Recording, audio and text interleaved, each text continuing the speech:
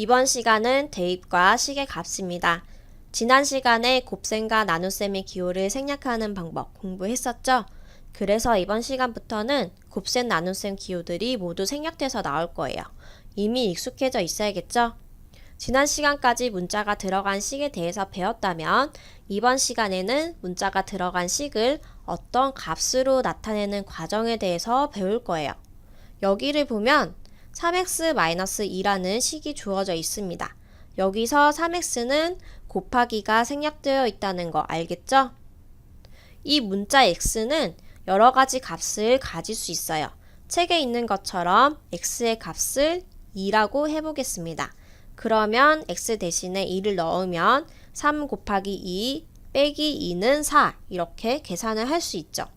x 대신에 2를 넣는 것을 문자 대신에 어떤 수를 대신 넣는다고 해서 대입이라고 하고 문자에 수를 대입해서 계산한 값을 식의 값이라고 합니다. 이 식의 값은요. x에 어떤 수를 대입하냐에 따라서 달라지겠죠. 그러면 3x-2에서 x 대신에 2 말고 음수를 한번 대입해 보겠습니다. 예를 들어서 x는 -2라고 해볼까요? 3에 숨어있는 곱하기를 살려서 써주고 x 대신에 -2를 대입하고 빼기 2를 합니다. 그런데 곱하기와 마이너스 부호가 붙어 있으니까 뭔가 복잡해 보이죠? 그래서 -2를 구분해 주기 위해서 괄호를 이렇게 해줍니다. 이렇게 음수를 대입할 때는 반드시 괄호를 쳐서 대입을 해야 됩니다. 그렇지 않으면 계산 결과가 달라지는 경우도 생기기 때문에 꼭 반드시 괄호를 쳐서 대입하고 식의 값을 구해줘야 되겠죠? 계산을 해주면 식의 값은 -8이 나옵니다.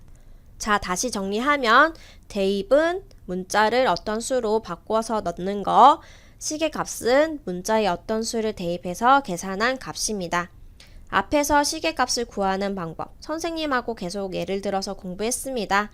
첫 번째, 주어진 식에 곱셈 기호가 생략되어 있는 경우에는 곱하기를 다시 쓰고, 두 번째, 문자에 주어진 수를 대입해서 계산했습니다.